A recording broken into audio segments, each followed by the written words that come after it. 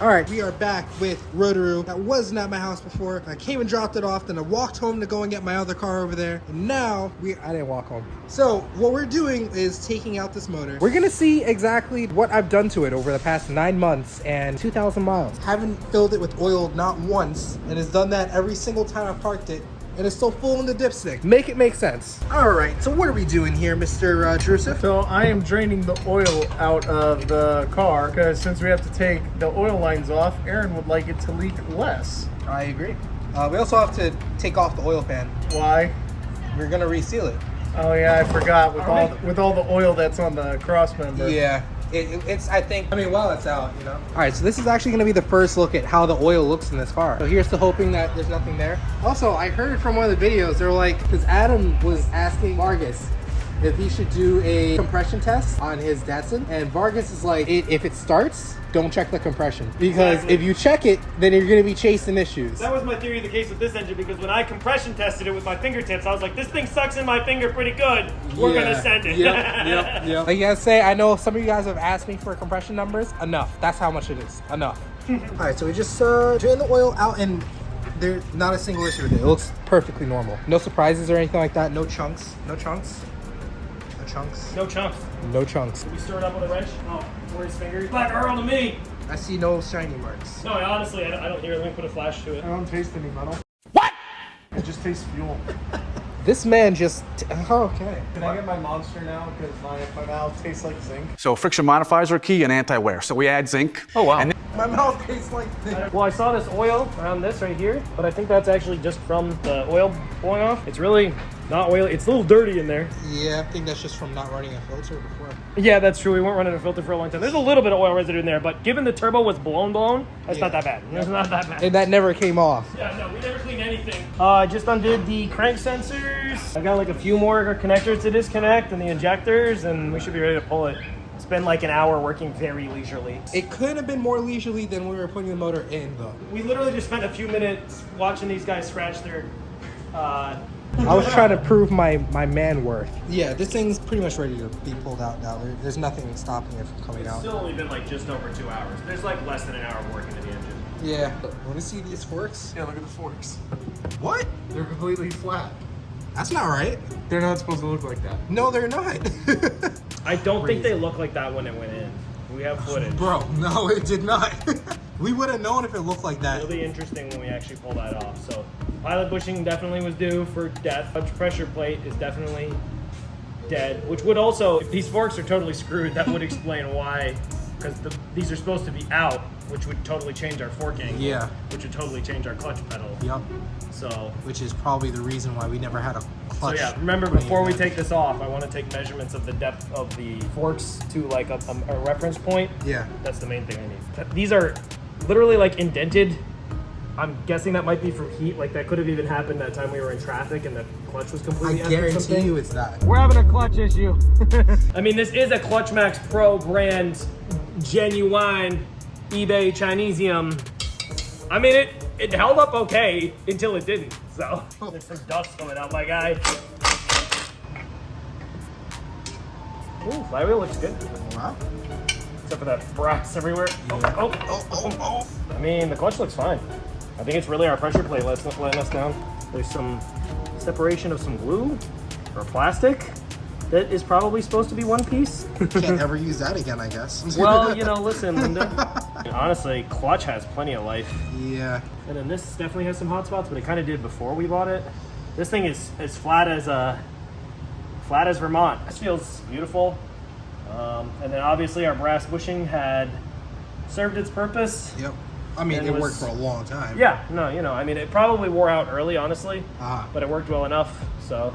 All right, so I've taken off the bolts for the oil pan because this thing was leaking pretty intermittently. Well, every time I parked it and ran it, every time. But somehow stayed full on the dipstick every time. But yeah, I unscrewed it and it just came off. You can see right there on the strainer pickup that you might have had a BRZ problem.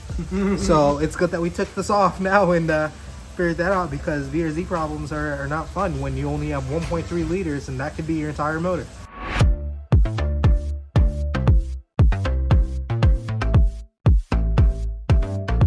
Motor is now resealed as you've seen before. We now have sealant Honda Bond all over this motor. A whole tube of Honda Bond. It's like 2/3 of it. Honda Bond. What we're gonna do is put in pilot bushing, set it inside there, which is gonna be the same type of one that comes in the kit for this. So I did some calculations just to double check, I guess you could say, the work from Subaru Gears in Australia, and of course he did a good job.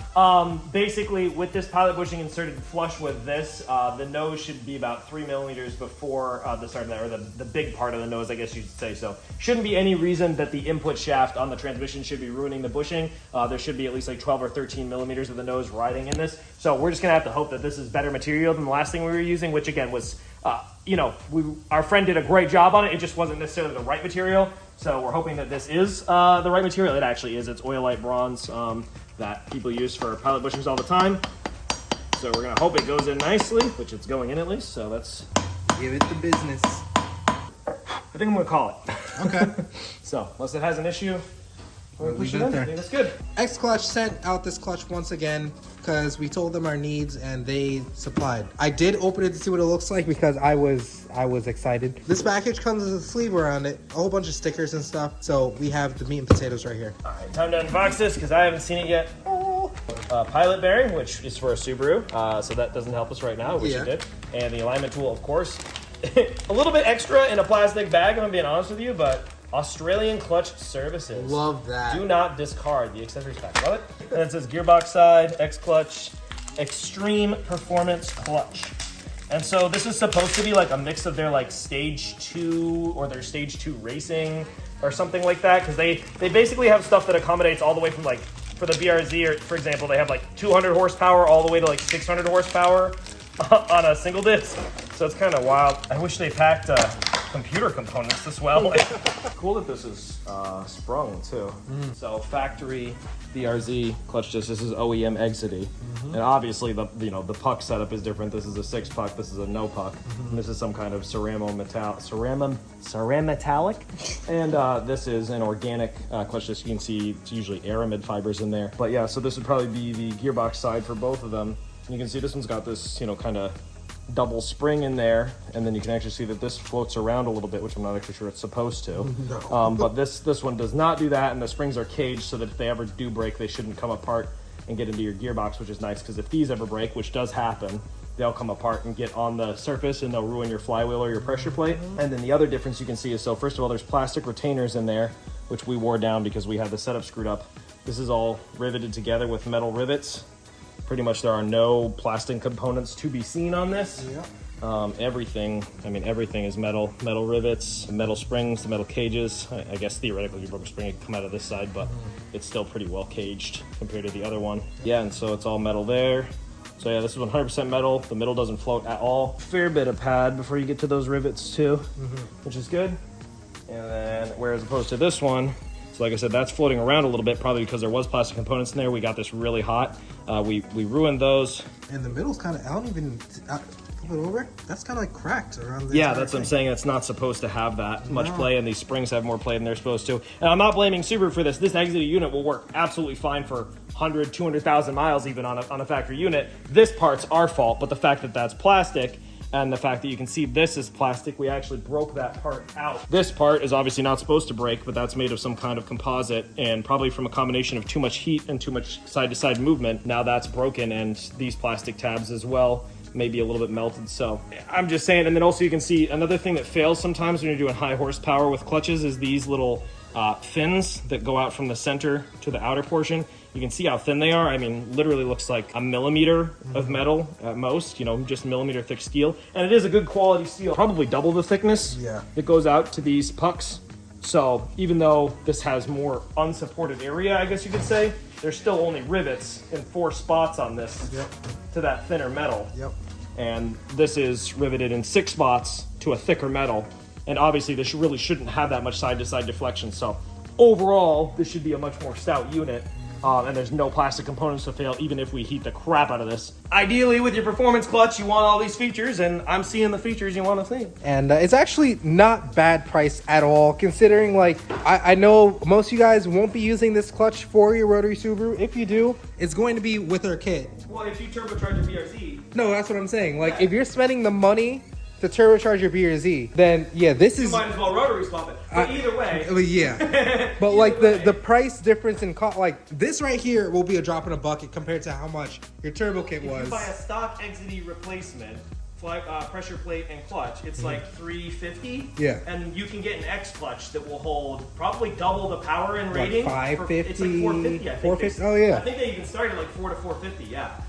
But even so if you turbocharge it or if you rotary swap it, and you're going to be using the BRZ transmission, there's not that many single disc options out there that hold a lot of power, and all of them are pricey. But the X clutch, I think, from what I've been looking at, they make a really quality single disc. It's not just kind of like drop shipped parts from Taiwan or something. So it looks really nice to me. I mean, that's all I can say. We're going to see how it performs, obviously, and we'll let you know.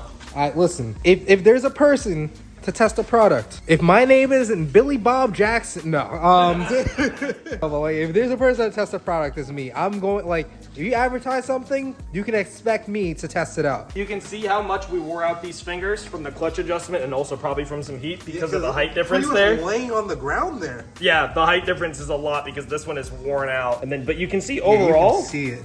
Yeah, oh yeah, it's big. Overall, they're a pretty similar design for the clutch covers, I would say, for the pressure plates. These have you can see that raised finger, and this also is definitely thicker material. These are, this looks like maybe 1.5 mil. So it should have a heavier clutch feel because of that, no? It should be a little bit, yeah, but also you can see how there's curves in this design and stuff, and some of that is probably geometry to try to take advantage of the fact that even though this is a stronger spring, you'll hopefully won't have a ridiculous pedal feel. Okay. And I mean, you can't see all the internals in here exactly what's going on, but where the leverage point on these fingers is the magic's in here as well. And also, like I said, this curvature is not present on the eBay clutch, which I think is more of a copy of the OEM. But otherwise, similar construction with the single rivet, although this looks a little bit beefier and, it's nice and purple. This did a commendable job for what it is. It's got a serial number. Listen, it works. It was used, it was secondhand, and then, we gave this thing a ton of throw, and it still held up, but we're hoping that the X clutch is gonna hold up when we turn up the power. Yeah.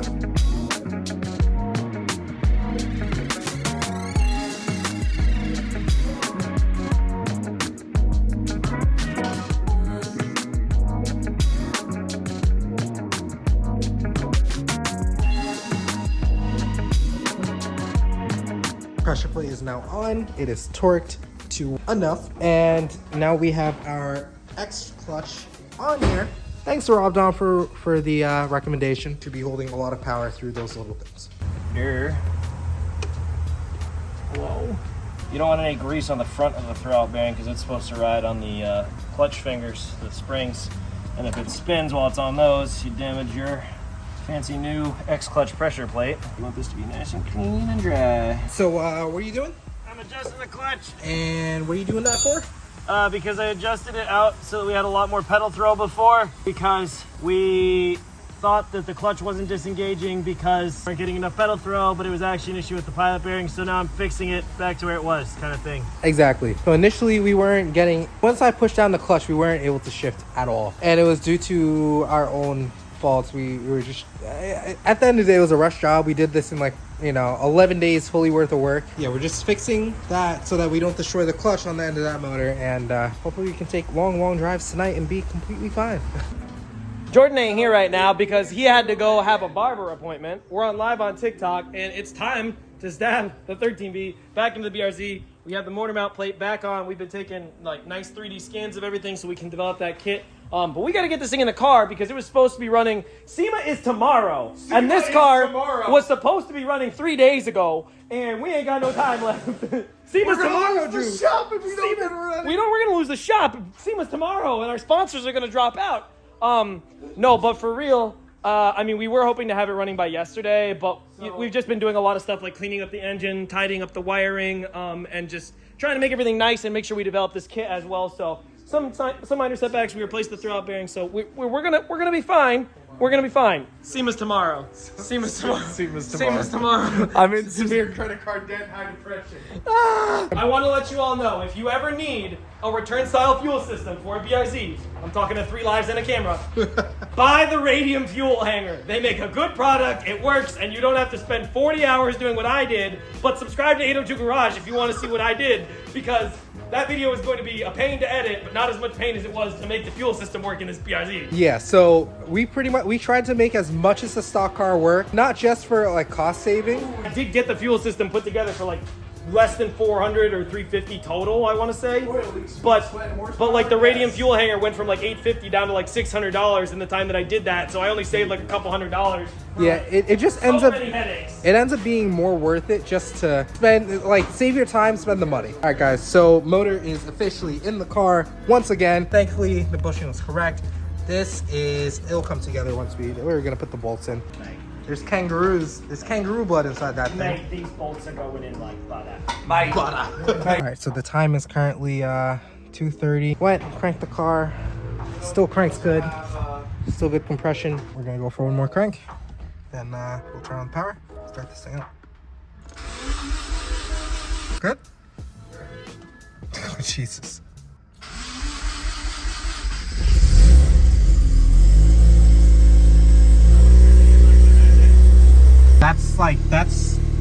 I wish I could convey like how easy it is to press this clutch. Listen, X clutch, it's eerily easy how Yeah, no, it's crazy. it almost feels like there's nothing there at all. Okay, it is probably 1/4 the effort of the old clutch. If that. And we have it adjusted out so there's way less throw, and it actually goes into gear easier than it ever did before. Yeah. So that's crazy. We were expecting it to be. I'm like mind blown. All right, so car's warmed up a decent bit now. Time to start giving some revs.